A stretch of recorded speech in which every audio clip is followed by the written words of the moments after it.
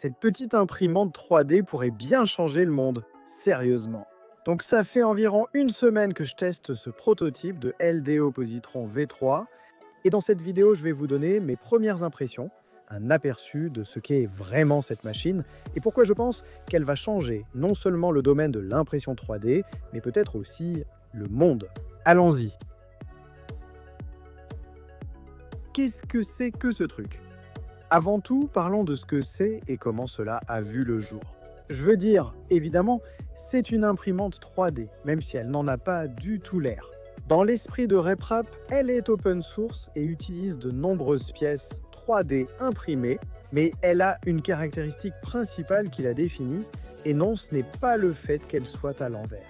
Cette imprimante 3D est vraiment portable, pas seulement une petite avec une poignée à mettre dans le coffre, vraiment portable. On peut la mettre dans une valise et prendre l'avion pour un autre pays, c'est à ce point-là. C'est ce que je ferai bientôt en vidéo, alors abonnez-vous pour ne rien rater. Quelles sont les caractéristiques techniques? D'accord, c'est une imprimante portable, mais quelles sont ses caractéristiques techniques? Ça ne fait probablement que des impressions petites, lentes et de mauvaise qualité, non? En fait, non. Pour des raisons que nous allons aborder dans un instant, cette imprimante a vraiment beaucoup à offrir. D'abord, il y a le volume d'impression, qui est étonnamment de 180 par 185 par 180. C'est presque exactement la même chose que la Prusia Mini et la Bambu Lab A1 MI, et 33% plus grand dans chaque dimension que la Voron 0.2, ce qui signifie que le volume total est environ 240% plus grand que celui de la Voron la plus portable disponible. Ensuite, il y a la vitesse. Les spécifications officielles annoncent une impression jusqu'à 250 MXS et un déplacement à 350 MMXS. Mais comme pour tous les chiffres maximum, pour des raisons que nous aborderons plus tard, il est peu probable que vous imprimiez réellement à cette vitesse. Et d'ailleurs, les valeurs d'accélération sont impressionnantes. 9800 mm par seconde au carré. Cette imprimante est équipée d'un système Bowden plutôt que d'un extrudeur en entraînement direct, ainsi que d'une tête chauffante céramique à 90 degrés avec un tube Bowden Capricorn, ce qui limite la température à 250 degrés Celsius. Le plateau est une plaque de verre fabriquée sur mesure avec des éléments chauffants sur les bords, pouvant atteindre, selon les indications, 90 degrés Celsius. Côté logiciel, cette imprimante fonctionne nativement sous Clipper, ce qui signifie que vous bénéficiez de la compensation des vibrations, de l'avance de pression et même d'une interface à écran tactile très élégante. Au total, l'imprimante entière pèse entre 2700 et 3100 grammes, ce qui nous amène à la question suivante. Est-elle vraiment pratique? Comme vous l'avez sans doute deviné, cette imprimante n'est pas un simple gadget ou une preuve de concept. C'est une imprimante sérieuse qui peut offrir des performances sérieuses et des résultats sérieux. Mais à quel point est-elle vraiment pratique? Eh bien, il y a plusieurs composants et éléments différents en ce qui concerne la praticité. D'abord, il y a la vraie portabilité. Le défi initial était de concevoir une imprimante tenant dans une boîte de filaments. Mais étant donné à la fois le prix et le fait que tout le plateau est en verre, il est peu probable que vous fassiez réellement cela avec du carton fin. À la place, vous voudrez probablement transporter cette imprimante dans une valise Pelican beaucoup plus grande et plus lourde, comme celle que LDO prévoit d'inclure. Si vous vous demandez, ce bijou pèse 5,85 kg emballé et mesure 38i 31 17,5 cm avec la valise. Non, je ne vais sans doute pas jeter ce truc dans mon sac à dos à côté de mon ordinateur portable, mais cela ne m'empêchera pas de le transporter dans les transports en commun, d'ajouter une sangle pour le porter à l'épaule en trottinette ou de le mettre dans ma valise pour mon prochain vol international. En tant que personne qui a déjà mis de nombreuses imprimantes 3D dans le coffre de ma voiture pour des week-ends chez mes beaux-parents, je peux dire que celle-ci est bien plus pratique que toutes les autres imprimantes 3D que j'ai possédées, et j'en ai eu beaucoup. Mais ce n'est qu'un aspect de la praticité.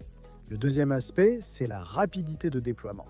Actuellement, il me faut environ 3 à 4 minutes pour plier ou déplier cette imprimante, y compris le branchement de tous les câbles et composants électroniques. J'ai vu Kralin le faire en moins de 90 secondes et je suis sûr qu'avec de la pratique, je pourrais aussi y arriver.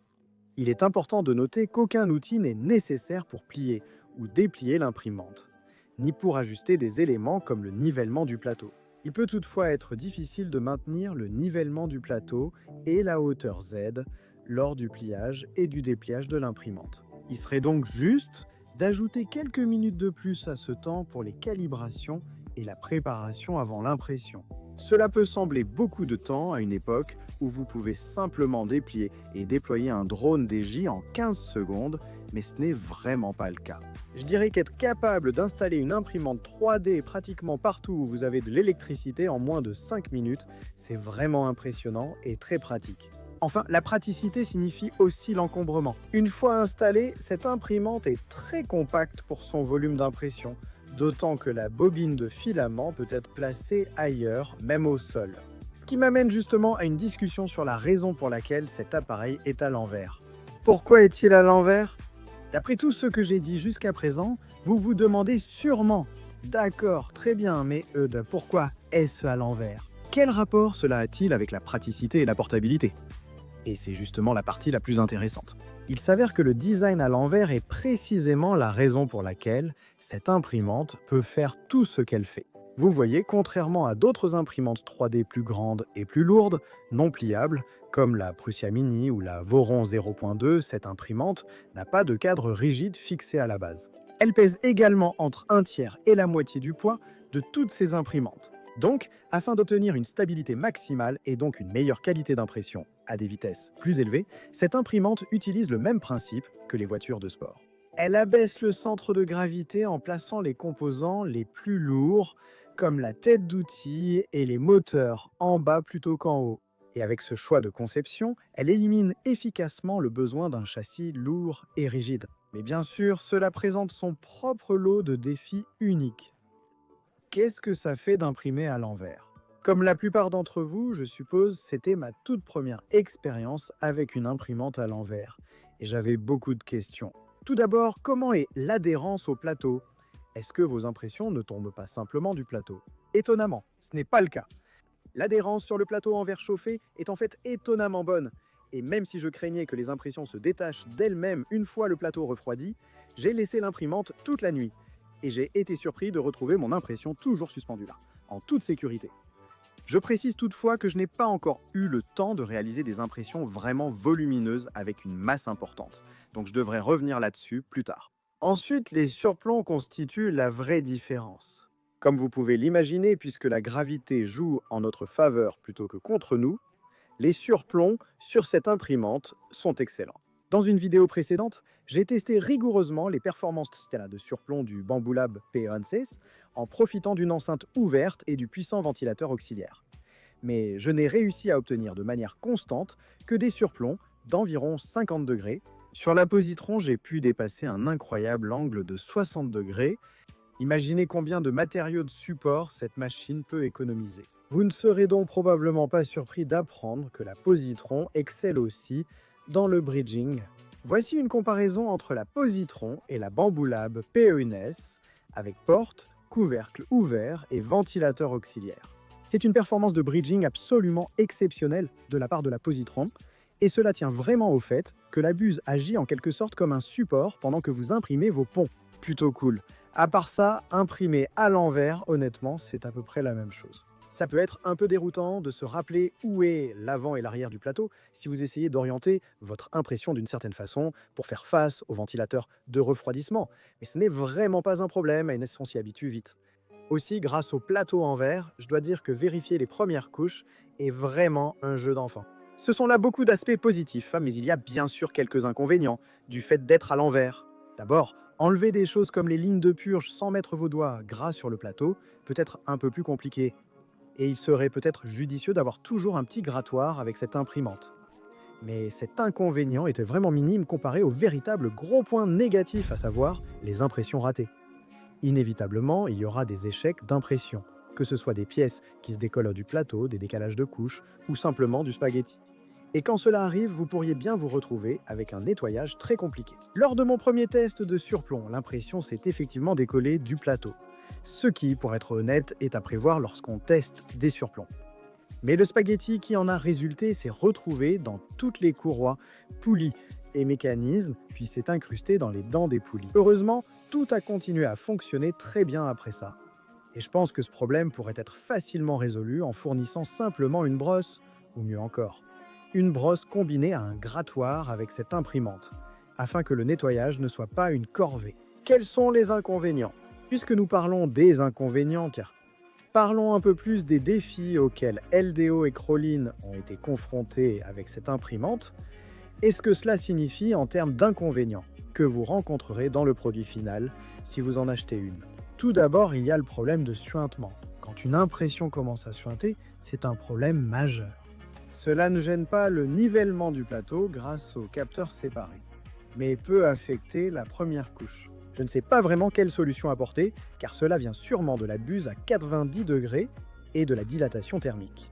Je ne peux pas m'empêcher de penser que cela pourrait probablement être résolu simplement en ajoutant une série de rétractions progressives lorsque l'extrudeuse chauffe directement dans la macro de démarrage de l'impression, ou mieux encore, on pourrait ajouter une simple brosse en silicone dans un coin du plateau, comme ce que propose la série A1 de Bambu Lab, qui a un deuxième inconvénient. Lors de mes tests, j'ai constaté que le câble contrôleur Area Network du porte-outils peut se coincer sous le portique, ce qui est une vraie catastrophe en perspective. On peut résoudre ce problème en fixant le câble avec des clips ou colliers au tube Bowden ou en le glissant derrière. Idéalement, ce kit devrait inclure un câble aussi long que le tube Bowden et des clips car les colliers ne sont pas esthétiques et surtout, on ne peut pas les retirer à chaque repliage de l'imprimante alors qu'il faut enlever le tube Bowden et le câble contrôleur Area Network pour la replier. Bien que le système de mouvement soit clairement capable d'imprimer assez rapidement, il me semble que le bloc de chauffe est peut-être sous-dimensionné pour réellement profiter de cette vitesse. En imprimant du PLA à 220 degrés Celsius, le bloc de chauffe fonctionne à pleine puissance sans atteindre cette température, car le filament emporte trop de chaleur. Il reste bloqué à 215-216 degrés Celsius et en allant trop vite, la température baisse, arrêtant l'imprimante via le firmware. Imprimer à 210 degrés Celsius résout ce souci, où on pourrait aussi ralentir la vitesse. Dans tous mes tests, je n'ai en fait pas réussi à imprimer du PETG pour la même raison. Il est tout simplement impossible de maintenir une température de 240 degrés Celsius. Et c'est vraiment un gros problème, un point bloquant si LDO veut que cette imprimante atteigne son plein potentiel pour l'impression de pièces fonctionnelles. Il s'agit d'une unité de pré-production, donc j'ai informé LDO de ce problème, ainsi que de tous les autres que j'ai découverts avec cette imprimante. Donc j'espère qu'ils pourront le corriger avant que ces modèles ne passent en production réelle. Mais Jason chez LDO m'a fait savoir qu'il teste cette tête d'impression depuis environ 1 an et qu'elle est totalement fiable pour eux. Donc il se peut aussi que ce soit une erreur de ma part ou simplement un problème isolé avec mon kit de pré-production. J'espère qu'ils vont corriger ça. Ils doivent corriger ça, n'est-ce pas? Quatrièmement, il y a la question des pièces de rechange. Pour que cette imprimante fonctionne comme elle le fait, LDO et Crowlin ont dû s'appuyer sur pas mal de pièces propriétaires. Contrairement à une Voron, qui utilise principalement des composants standards, celle-ci possède à la fois une tête d'impression entièrement sur mesure et un plateau chauffant personnalisé, ainsi que certaines pièces en aluminium usinées, commande numérique par ordinateur. Et c'est très bien si c'est fait dans l'intérêt de créer un meilleur produit, comme c'est clairement le cas ici. Mais si vous êtes un vrai puriste du RepRap, ou si vous craignez de devenir trop dépendant de LDO pour les pièces de rechange qu'il pourrait décider d'arrêter de produire, vous voudrez peut-être attendre que des pièces de rechange tierces soient disponibles, en supposant bien sûr que cette imprimante rencontre suffisamment de succès commercial pour justifier que d'autres en fabriquent. Cinquièmement, il y a le prix. LDO prévoit un prix public conseillé de 700 $ pour ce kit, et à première vue, c'est un investissement assez conséquent pour une imprimante que vous devez imprimer en 3D et assembler vous-même, surtout quand on peut acheter une Bambu Lab Aeon Mini pour seulement 299 $. Mais je ne pense pas que ces deux imprimantes visent le même segment de marché, et c'est justement une bonne transition pour parler de la cible de la positron et pourquoi elle est si importante. Alors, à qui s'adresse réellement cette imprimante? Et devriez-vous en acheter une? Je pense qu'il y a quelques groupes évidents et d'autres moins évidents qui voudront probablement acquérir cette imprimante. Tout d'abord, si vous êtes du genre Voron, le type de personne qui aime construire une imprimante 3D à partir d'une boîte de pièces détachée et qui veut explorer les innovations de pointe qui ont permis de créer cette imprimante, vous n'avez probablement pas besoin que je vous dise que vous allez vouloir en avoir une. Ensuite, si vous avez besoin d'une imprimante 3D vraiment portable et fiable, capable de supporter les aléas d'être jetée dans un taxi tous les jours, je pense sincèrement que c'est l'imprimante 3D que vous attendiez. Surtout si et quand LDO proposera une version plug and play. Que vous soyez du genre à voyager pour le travail, mais que vous vouliez garder votre hobby avec vous, ou que vous ayez réellement besoin d'imprimer en 3D pour des choses au travail en déplacement, cette imprimante offre un niveau de liberté et de portabilité inédit qui emmènera l'impression 3D là où elle n'est jamais allée. Au début de la vidéo, j'ai affirmé très audacieusement que je pense que cette imprimante pourrait bien changer le monde, et je maintiens cette position. Je ne pense pas que la positron va vraiment bouleverser l'impression 3D de loisirs pour des gens comme vous et moi, mais je pense qu'il y aura un énorme marché pour cette imprimante 3D. Et vu le temps et l'argent que LDO a investi dans le développement de ce produit, je suis presque sûr qu'ils sont d'accord. Voici quelques exemples. Imaginez d'abord un travailleur humanitaire, un médecin, un vétérinaire, un ingénieur ou tout autre professionnel qui voyage dans des endroits reculés d'Asie, d'Afrique ou d'Amérique du Sud, de village en village. Il est facile d'imaginer de nombreuses façons dont ces personnes pourraient bénéficier de la possibilité d'imprimer en 3D exactement la pièce de rechange, le plâtre prothétique ou même le contenant dont elles ont besoin pour un problème spécifique. Des entreprises comme DJI et Zipline ont été valorisées à des milliards de dollars parce qu'elles offrent la possibilité de livrer rapidement des médicaments ou des pièces de rechange cruciales dans des centres de population isolés du monde en développement. Mais imaginez pouvoir les imprimer en 3D sur place, que ce soit dans un village, sur une plateforme pétrolière, un bateau, dans la jungle ou même sur la ligne de front d'une guerre. Avec cette imprimante, et peut-être un panneau solaire et une batterie, vous pourriez faire exactement cela. Et je ne serais pas surpris que les gouvernements, les armées et les organisations non gouvernementales deviennent les principaux clients de cette imprimante et de ses futures générations. Quant au prix, oui, cette imprimante n'est pas donnée, mais il est important de se rappeler deux choses. Premièrement, les kits d'imprimante do-it-yourself en général, et ceux de LDO encore plus, ne sont pas en concurrence sur le prix. Ce sont des technologies de pointe qui misent sur la qualité et visent un public totalement différent des imprimantes produites en masse, comme celle de Bamboo Lab. Avec cet état d'esprit, le prix prend tout son sens. Et en fait, cette imprimante, à 700 $ pour le kit complet, est compétitive avec la Voron 0.2 actuelle de LDO, tout en offrant un volume d'impression bien plus grand et l'énorme avantage d'être entièrement portable.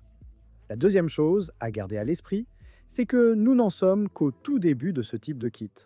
Tout comme les premiers ordinateurs portables, ou peut-être plus justement aujourd'hui, la première génération de l'Apple Vision Pro était extrêmement cher, lourd et souffrait de performances imparfaites. La Positron V3 est, malgré son nom, la première de son genre à être produite commercialement pour un public plus large. Je n'ai aucun doute que si ce produit rencontre du succès, il y aura des révisions, des mises à jour et des améliorations qui feront baisser le prix et le poids tout en augmentant les performances. Mais pour que cela arrive, il faut que suffisamment de personnes acceptent quelques petits défauts et manifestent leur intérêt en achetant réellement cette imprimante. En conclusion, pour ma part, je suis vraiment content d'en posséder une.